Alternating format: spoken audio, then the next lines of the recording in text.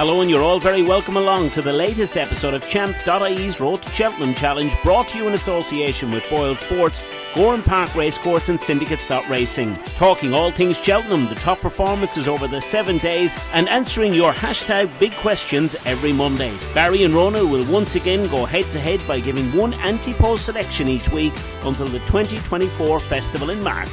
It is Lossiemouth who has the lead at the last. Lossiemouth is over by 2 lengths from centre. Then Galopin with 200 yards to race. It is Lossiemouth at the moment keeping up the gallop, keeping a 2-length advantage over Galopin, who's moved past centre, but neither will move past Lossiemouth, who wins the JCB Triumph Hurdle. Showing over 44 points profit and 132 point stake since 2020, the Champ.ie Road to Cheltenham Challenge show is this season bidding to secure 4 years of Ante-Post profit in a row. The lads look forward to discussing your selection this week, and don't forget it's important to update your full Ante-Post portfolio in the comments to help us keep track. Give this video a like for more Cheltenham content, and be sure to subscribe to the Champ.ie YouTube channel, Ireland's premier racing podcast. Enjoy the show. Boylesports. Don't just bet, choose wisely.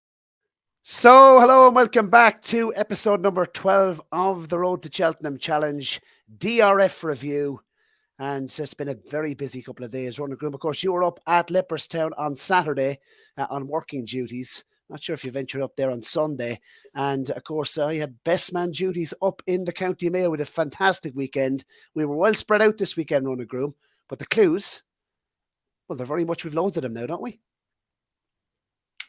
Loads of them, yeah. Probably, if we want to talk about the Dublin Racing Festival in general, probably a bit of a damp squib in some ways, the way it was just absolute Willie Mull's domination. But I guess there was a few things to take out. Obviously, Galopin winning again, Ballyburn cementing himself at the top of the Supreme Market, I suppose, was probably the main takeaway of the Novices. But obviously, I'm sure we'll come on to it, Basil, but I've taken a big hit with old Gaelic Warrior. I don't know, that was just rancid. I don't know what was going on there at all. And Fact to File now might even go for the Turners, which is a double whammy for both of us. So let's hope he still goes Brown Advisory. But that's safe to say that race wasn't an ideal one for me in the challenge. Yeah, I'm not sure we learned a whole pile because there's only obviously 2 in the race. It was a match. Factify was very, very good. We'll come on to his performance, but I think we were talking off air that it could be very much 50-50 in relation to his target now, although he is a shorter price on the exchanges for the Turners. Obviously, this show proudly brought to you by KSDR at 96 FM radio station, obviously in the southeast of Ireland. Speaking of the southeast, 10 days, Ronan Groome, to Red Mills Day. Of course, we're 5 weeks out to Cheltenham, but Gowran Park, obviously the premier racing course in Racecourse, should I say, in the southeast of Ireland. Boylesports are betting partner, and Syndicates.Racing. And I suppose, speaking of Syndicates.Racing, Jack Cantillon proudly put up that prize, of course, a 1% share to a lucky viewer. That competition for the Dublin Racing Festival. We will be announcing a winner of that 1% share, the winner of that 1% share, and the half-sister to Jerry Calam later on in the weekend. We got a good response last week in terms of subscribers as well, Ronan, because we did mention that only 40% of our actual viewership this season so far are subscribed to the show. So if you haven't already, it always helps us out, and make sure to smash the like on the video and subscribe to the channel. Galopin the Champ, probably a good place to start. We're giving you the top 3 here. Galopin the Champ, Dancing City, Cargeese, Ilete, Tom, Ballyburn, El Fabiolo. The list obviously goes on in terms of Willie Mullins' Grade 1 winners. He took out all 8 of the Grade 1s at the Dublin Racing Festival. First of all, kick us off. Galopin the Champ, 4-star rating. Thoughts? Yeah, look, he was never going to be as good as he was at Christmas. That was absolutely sensational. But there's a way to kind of appreciate the performance in that he's got the job done here, despite probably being out-jumped all the way by Fast or Slow. I don't know if you're a subscriber, Basil, to the old Race IQ data that's come on the scene here lately, but they had him down as Fast or Slow making just over 8 lengths and Galopin the Champ's giving away 3. And yes, Fast or Slow really couldn't lay a glove on him on the straight. Paul Tennant always looked happy, always looked in control. And he got the job done easily. They kind of comprehensively beat him. Look, Fast or Slow still has a nice profile. He still could be improving, etc. But obviously, Galopin the Champ is the one to beat. With all that said, I do think he's very short now for the Gold Cup, because it's still the Gold Cup. It's still a unique test. It's still another 2.5 furlongs to get through, and everything that happened in a Gold Cup, it was quite a kind of attritional affair last year, and he was held up, and he came through, and it was brilliant in the end. But to do that 2 years in a row, it's still a big ask, and there are other horses in the lineup that are kind of dark in other ways, and could just come and get him, and fresher horses, I suppose, as well, which is an interesting thing. I can't see him going off the price he is now. I think he'll come back in closer to even money. So at his current price now, I think he's quite badly priced up. Dancing City took out the opening Grade 1 of the weekend. The Nathaniel Lacy race that Willie Mullins has had a good record in recent seasons and had plenty of lively chances in the race. 3.5-star rating. Talk us through it. Yeah, so this was okay. It was no, sorry, I'm probably being a bit harsh there. It was pretty good for a horse only having his third start over hurdles. First start up with this sort of trip, like most of them, obviously, in this race, apart from the likes of Loughlin and Stellar Story, who'd run down in the 2-7 down in Limerick. But like, you often get horses coming up to this trip, and that can bring about the improvement. And I think it has with Dancing City. Now, a couple of things. I think he got a really, really, really good ride from Danny Mullins, who obviously kind of set the tone for himself on the day. With just a sensational riding performance all over. But this one was really good. Like, it was kind of in front earlier on, Dancing City, and then Danny took a pull, let him come back in the third, read the pace really well, and then brought him back up, obviously, the challenge in the straight. And I'd say I watched the first race in the crowd, just wanted to get a kind of sample of the atmosphere, I suppose. And obviously Predator's Goal was well backed on the day, and from being in the crowd, you get a kind of vibe of what people are thinking looking at the race. And it did seem, I thought anyway, that the general feeling was Predator's Goal is coming to get him here.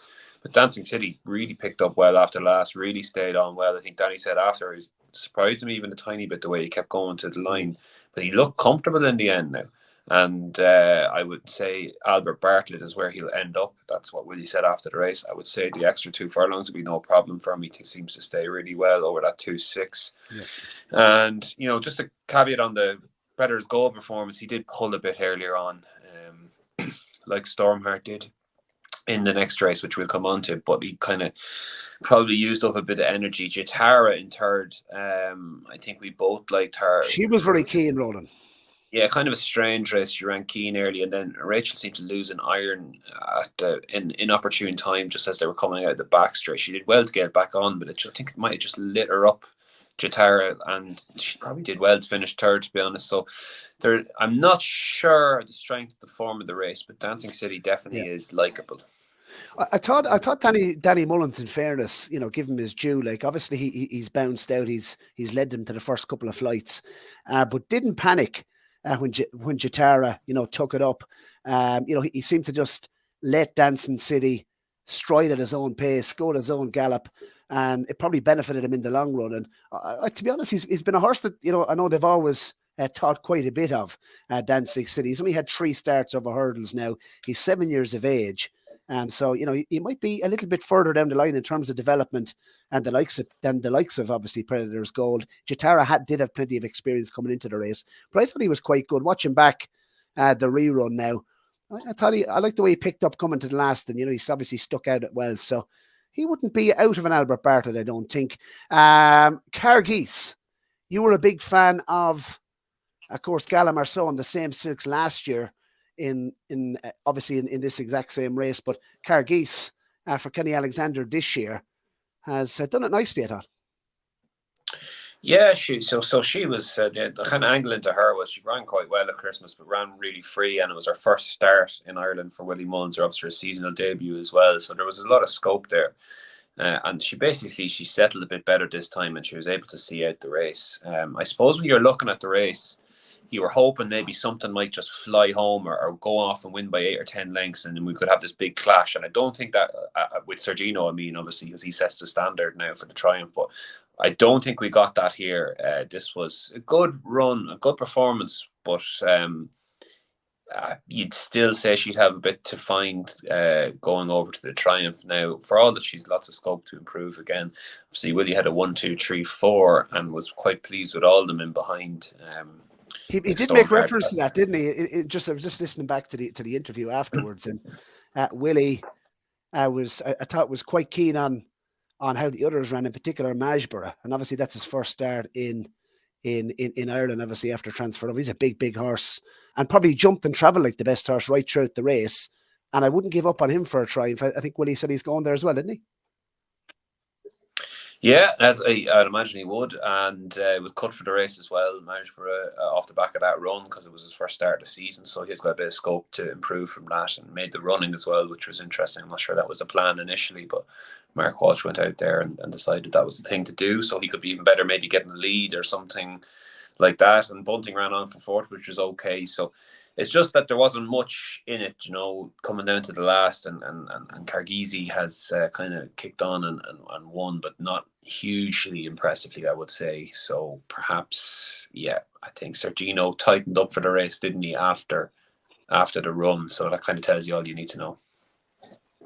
Yeah, and last week's selection as well on the show for myself, Salvador Mundi, disappointed to see him obviously not declared for the race, and obviously connections have Sergino as well. So he looks the obvious one to beat now, doesn't he, in that division, Sergino, at this point in time.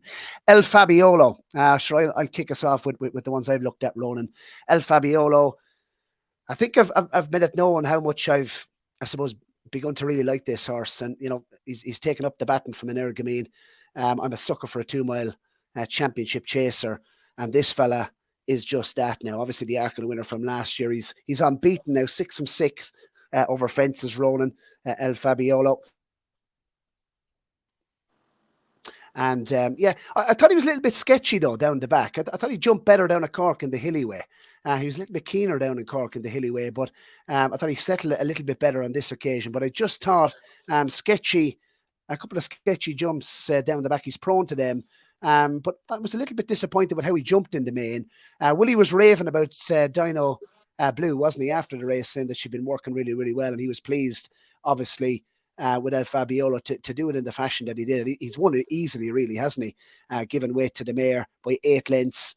3.5 star rating, though, for me on this occasion, as I didn't think it was his best performance this season, and I just think there's room for improvement in the jumping stakes. Ballyburn, I think the racing blogger put up on Twitter straight after the race, Ballyburn is a weapon of mass destruction. I think that's probably a very apt description. I thought he was the performance of the weekend, never missed a beat.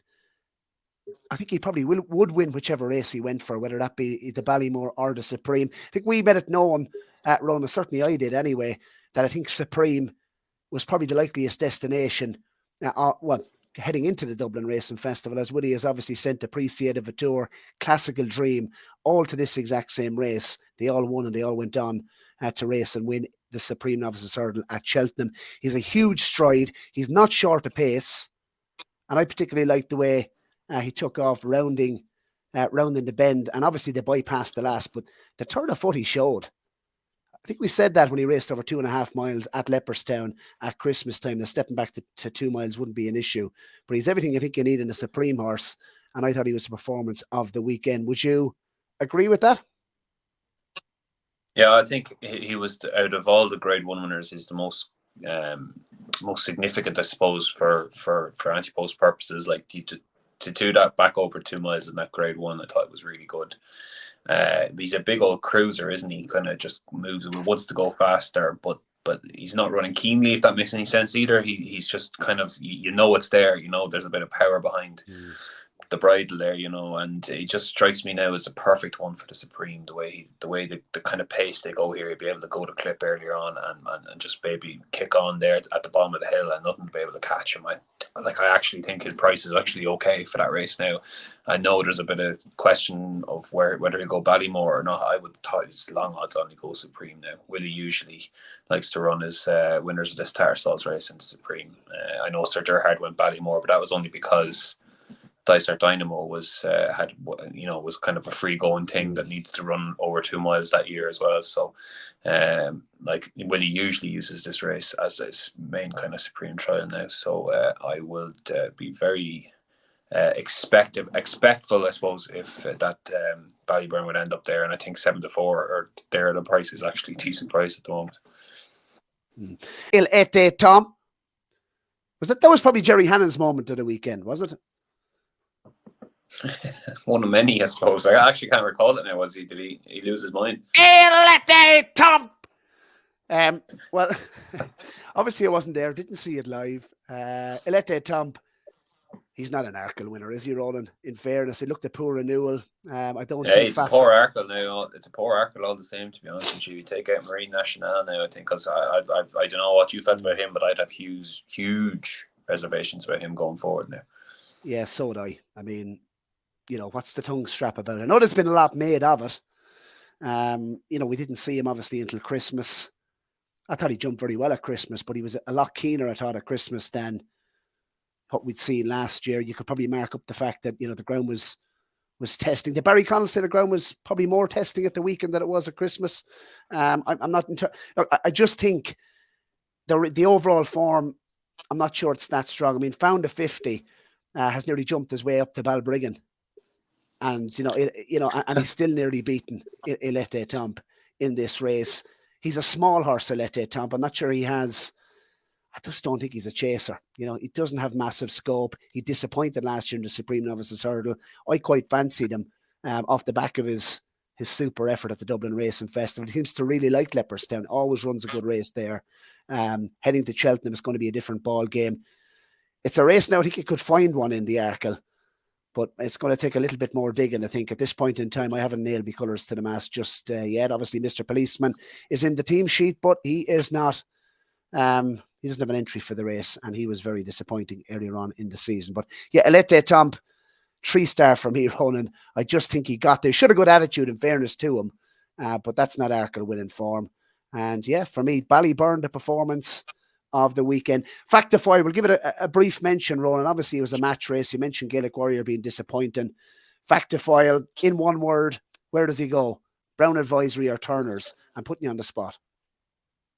I want them to go with Turn, to go Brown Advisory, but I have a feeling they might go Turners. Whatever way to weigh it up, whatever price he's going to be, he's probably going to be, is he not going to be like one of the worst value prices at the moment for Cheltenham, or it currently is? Like he's done very little in 3-stars over fences. Got beat by American Mike, beats Anna here. We like that, of course we did at Christmas, but I was putting him up on the proviso that he'll have something to run against at Dublin and getting in ahead of that because of the vibes that are around it. But now you're going on now is the vibes, because he basically ran around Leopardstown.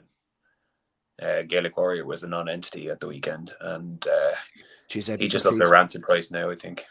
I get what you're saying, that the race cut up. Obviously, Gaelic Warrior, that probably wasn't his true run, and what happened there, I don't know. I don't know. Do you know? But I don't know. Does Willie Mullins know? But when you seem to think something happened at the 5th or 6th last, and Paul felt something, that was just straight after the race. So maybe he was talking to him again, and they've sat down or whatever and worked it out. But in any case, whatever happened, he just didn't run. He was running nothing near his form. Like he was like when you see Factify go by him so early after Gaelic Warrior leading him, like that was just like Paul Townend saying, "This is." Willie was saying he was good. He thought Paul would have pulled him up. Only the fact there was only one runner. Like he was running around to get second place. Tell you one thing, I think he's a proper horse running. I have to say, I really do now. And whichever race he goes for, I won't be certainly taking him on. Backed him for the Brown Advisory, so fingers crossed that's the route he goes. And I think, in fairness to him, in his last 2 starts, the further he's gone, the better he looked to me. Anyway, he could run over either. He literally could put him in either of those races. And our only hope, Basil, is Corbett's Cross. But I've seen JP, but I've seen there was a lot of money for him for the National Hunt Chase, which wouldn't bode well for us for Factify going for the Brown Advisory, because I thought Corbett's Cross could be actually their Turner's horse. Last one to mention before we do go to Tracker Horse, State Man. He's the ultimate professional, isn't he? In Perret Pass, not entered now at Cheltenham for any of the races. I'd say it's get him over a fence as quick as possible. State Man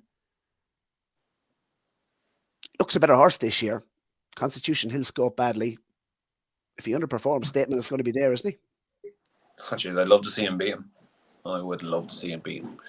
I think that would make my whole year. And I wouldn't even have to have a penny on Statement, because it would, and he's just so good. I'd love to see him beat him myself, yeah. I really would.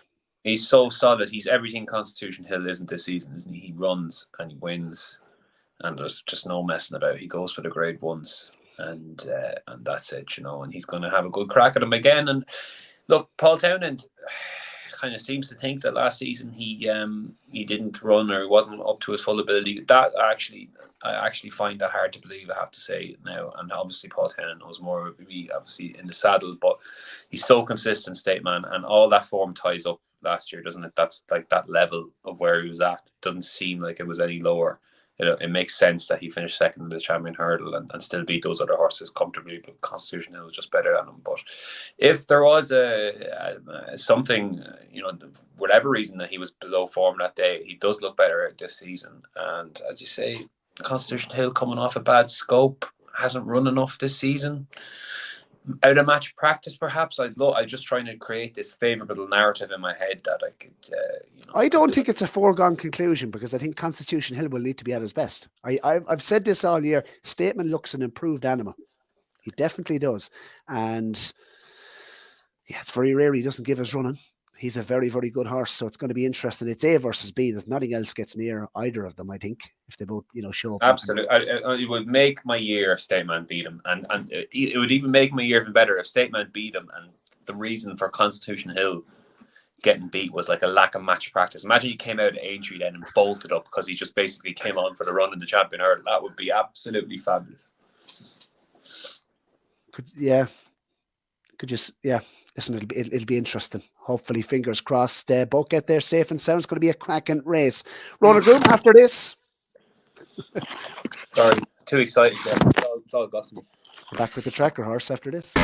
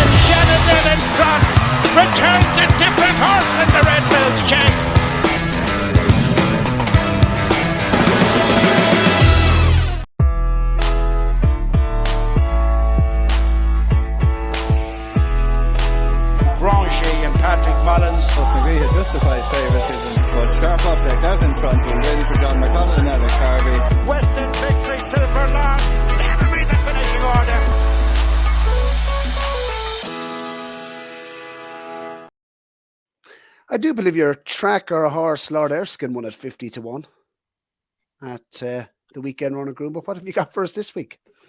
The old boy, I have a couple. Could I have two?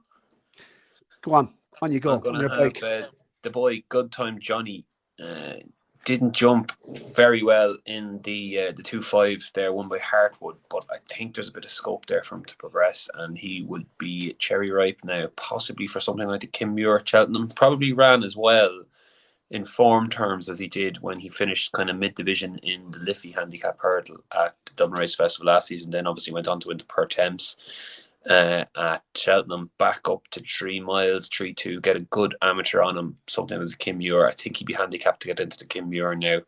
That could be interesting. And the other one was Absurd, who ran 4th in the Tartar Stalls, the grade 1 there in behind Ballyburn. I think he might get, he didn't get handicapped by the Irish handicapper there yesterday, or Monday even. Maybe wants to see him again, but he will obviously enters into a British handicap hurdle. He will get a rating off the British handicapper. Could be something for the Martin Pipe or the Coral Cup, even the county hurdle if they wanted to stick at 2 miles. So keep an eye on him. He's got a monster rating on the flat, 110. Only had 4 starts over hurdles, so he ran okay on 4th, and what's a good race, like King and Kingsfield's grade 1 form there in Slade Steel just ahead of him, so keep an eye and see what rating he gets. Yeah, I'm going to put Majbury in. I think could be a big day at him, even as a juvenile. I think obviously he's only had the 1 start, finished 3rd, only beaten a length and a half in the Spring Juvenile hurdle. Thought he jumped and travelled like the best horse in the race. and there's every reason to believe that he's going to take a step forward in the springtime. And yeah, I think he's a very, very good horse indeed. I think Willie Mullins alluded to that, didn't he, in the aftermath. Ethical Diamond as well did run much better than what he showed. He came with a big reputation, of course, coming into the racing at Christmas, and disappointed there, but I thought he's run a better race. And yeah, sure, it was 1, 2, 3, 4, wasn't it, for Willie Mullins in that particular race? Right. Ronan Groome, next up, big question. And yeah, Stuart Edridge, good follower of the show. One of the big talking points, of course, this week was the sale of the Coldwell horses. Do you see any of them as being anti-post propositions for Cheltenham? And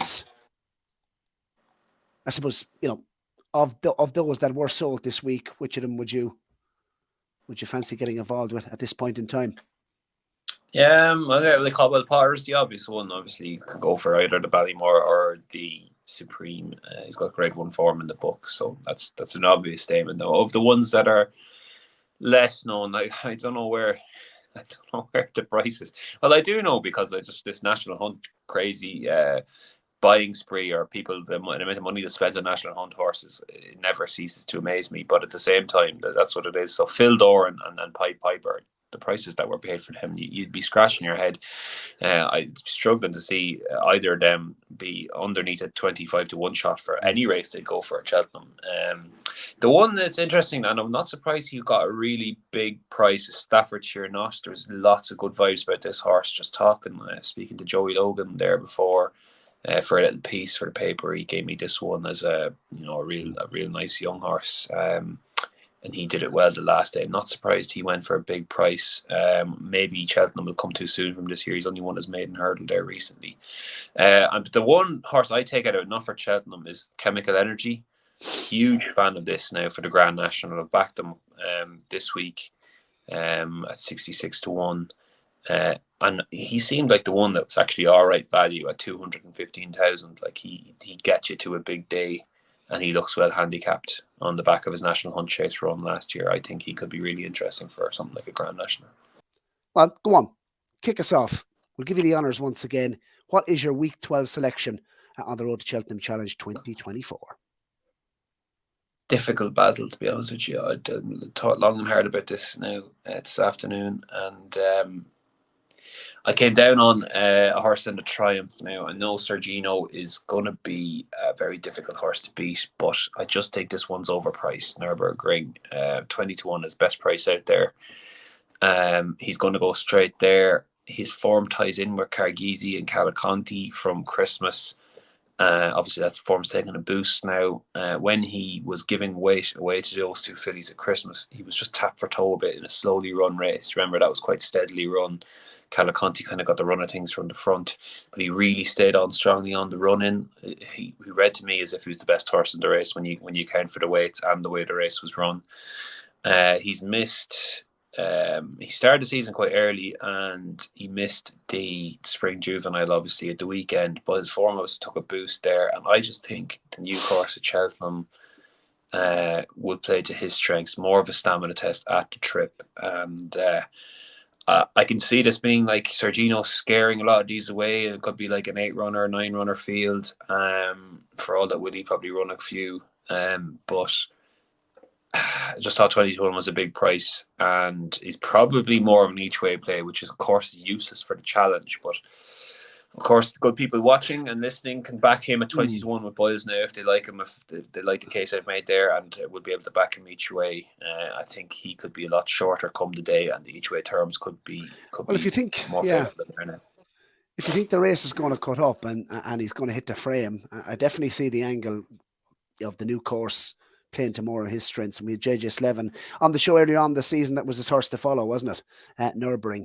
And he obviously came out under the hands of Richie Deegan and won at Fairyhouse before running a fine effort behind the likes of obviously Carghese and Calaconti, which, as you mentioned, the form has worked out quite well there. Right, Ronan Groome, I struggled a little bit this week as well. You wouldn't think you would off the back of the Dublin Racing Festival, all the clues that we did get. But price is always key, I think, when you're putting forward selections, especially this far out. And I think 5 to 1 about Envoy Allen is a good price for the Ryanair Chase, because obviously he won the race last year. He absolutely adores Cheltenham. And just looking at the race, I mentioned it's a lot more wide open since Allaho has been ruled out of the race. But to me, that opens it up most of all to Envoy Allen, who, like, look at Banbridge, for example, top of the market, 5-2, Ronan. He's, as we learned last year on this particular show, he is ground dependent. If it's soft ground, will they run him this year? Will they roll the dice? He's certainly not the same horse on soft ground. He's the favourite. He's a favourite one to take on, simply because we do not know what the ground is going to be like. Fast or slow, next in the market, he's going to the Gold Cup. John Bond's not even entered in the race. I think people were calling for John Bond to step up in trip. Stage Star on a recovery mission. Is he good enough? I doubt that he is, personally. And Envoy Allen, I mean, look, he's an 8-time Grade 1 winner. He's a horse that I've warmed to, I suppose, as the years have gone on. But just looking at his form at Cheltenham, I mean, he's raced there 5 times, and he's only been out of the frame, Ronan, on one of those occasions, winning 3 from 5 at Cheltenham. He's 6 from 7 when racing fresh off the back of an 80-plus day absence. So, Henry de Bromhead will have him absolutely cherry ripe. I think he'll be the third. If he wins this year, he'll be the third repeat winner since 2011. Alberta has won it as a 10-year-old after winning it as a 9-year-old back in 2011. And Allaho obviously won the race back-to-back as well. So Shively Park, they've no bad substitute for Allaho once again this year. And there's every chance, in my view, that he can go and win the race again. I thought he was very good in the race last year. I think he only got 2 flicks off Rachel Blackmore.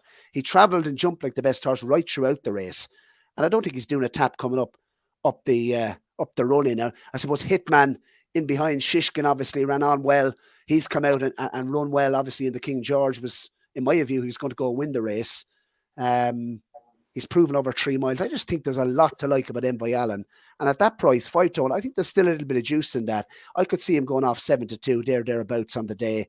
And I think if you got soft ground as well on the Thursday at Cheltenham, it certainly wouldn't hinder his chances. I think he's rock solid, Ronan. I agree with you. At certain times I was looking at putting them up for the Ryanair myself this year. I missed the price, obviously. Then Allaho came out, and probably through stubbornness or just annoyance, I was even looking at him again today. We could have had the 3rd time this season, Basil, where we went together, but I decided to go elsewhere, trying to shoot a bit higher. But absolutely, I can see the case for him coming back to the race again. Fresh as well, I think, is a big thing with him. Missed the Dublin Racing Festival, going to go straight there, train for the race. Henry at Cheltenham, obviously can get them ready. I had a great Cheltenham last season. So, yeah, and Banbridge, as you say, if it's soft, mightn't even run. So, I can definitely see the angle. Right, before we do finish up on week 12 now, and we will get to the 20 episodes. Hopefully we'll get some handicap selections in there very, very shortly as well. But looking at our selections today, Roland, and we encourage viewers obviously to continue to put your selections down below. Like the video, subscribe to the channel if you haven't already, and of course that VIP trip to the Boylesports Irish Grand National, the prize giveaway on the eve of the Cheltenham Festival, to the healthiest looking portfolio. Will mount for myself, Supreme Novices Hurdle 16-1. That's looking unlikely at this stage. Mr. Policeman, you can draw a line through that one. Hackadoo to Burr as well. She looked a really lively one before being ruled out for the season with injury. Tihupu 9-2 for the Stairs Hurdle, rock solid 3-1 now for that. Only by Night on a recovery mission, 50-1 for the Mayor's Novice. Looked a really good price for myself, but obviously she disappointed in the UK since. Fast or Slow 6-1 for the Gold Cup. Johnny Deneen certainly agrees. Gold Cup 6-1. I think that's a good price. I think there's every single chance that he can reverse the form over the extra 2 furlongs at Cheltenham in a stronger run race where Galopin the Champ has more of a competition for the lead early on. He won't have it the same way, as easy, should I say, in Cheltenham. And Fast or Slow as a horse going from strength to strength. I think he's improving. Martin Brazza will have him cherry ripe on the big day. Factifoil 7-1 for the Brown Advisory, 50-50 where he goes in my view. Although, because he does have the option now of the Turners, I'd love to see him in the Brown Advisory. I've backed him for the race, 7-1. If he goes for that, that's a hell of a price. Lecky Watson goes straight to the Albert Bart at 25-1. I think there's a real lively chance in that. Gidley Park, people were calling for Albert Bartlett, weren't they, off the back of his run last time out? 14-1 for the Ballymore. I don't know, I wasn't blown away by his performance last time out. Still has a lot. He's still very, very green. Showed a good attitude, though. If he goes for the race, he'll have a chance. Jade de Grugy, probably both of our best selections today at Ronan. Well, she was 10 to 1 when we put her up. And that looks, well, hopefully we'll get 20 points for the challenge as you've put her up as well. Salvador Mundi wasn't declared. That was disappointing. He's a horse I can't wait to see on the racetrack, but that's looking unlikely now at 14 to 1. And Envoy Alain, 5 to 1. Another rock solid play for myself, I do believe. So, look, I'm happy enough at this point in time. Looking forward to getting some handicap selections in there, Ronan. Talk us through your portfolio very quickly before we conclude the episode.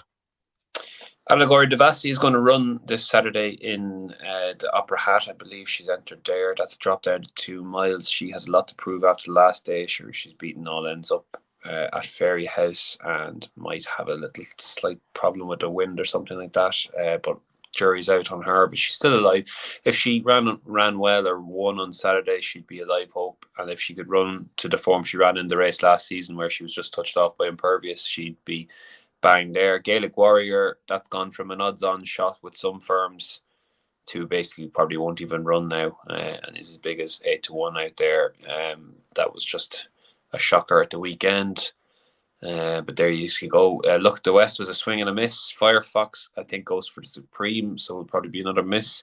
Gentleman's Game, I think, is okay. That 28 to 1 was a chance to take. I think he would go off like something like 16 to 1 on a Gold Cup and have an outside chance. Mighty Bandit, I was reading yesterday, he joined Warren Greytrix. The plan is to go for the Triumph Hurdle, so he's obviously going to be a significantly bigger price than 10 to 1, but it's somewhat live. Like you, Basil, I'm hoping Factor File does go for the Brown Advisory, but that's a worry now as well. 3-Card Bragg is that's come in a bit. That's not bad. You're hoping that he gets a nice Irish amateur. Gordon Bucks, good Irish amateur for him. Gordon also has Salvador Ziggy, who I like for the race as well. Ile Atlantique, that's unknown, I suppose, at this point. Haven't crossed it off yet, but probably more likely Ballymore. I haven't heard anything about him. Jade de Grugy, echo what you said. Hopefully she can do the business for us. Ashro Diamond, pretty solid operator. Still think she's a little bit overpriced at 9 to 2. Mad keen to take on Nossimo at odds on. And Nürburgring was probably my last kind of swing in the graded race. I'll probably start looking at the handicaps now soon enough. So there you go. A good bit of work to do now, Basil, to be honest with you. Yeah, we still have, we still have 9 selections, including, of course, our captain. So keep the faith, Ronan Groome. The handicap picks will, of course, hopefully boost up our portfolios closer to the festival. Just 5 weeks away and 10 days away from Red Mills Day. We cannot wait. You can get your tickets, of course. Stay tuned to the Gowran Park.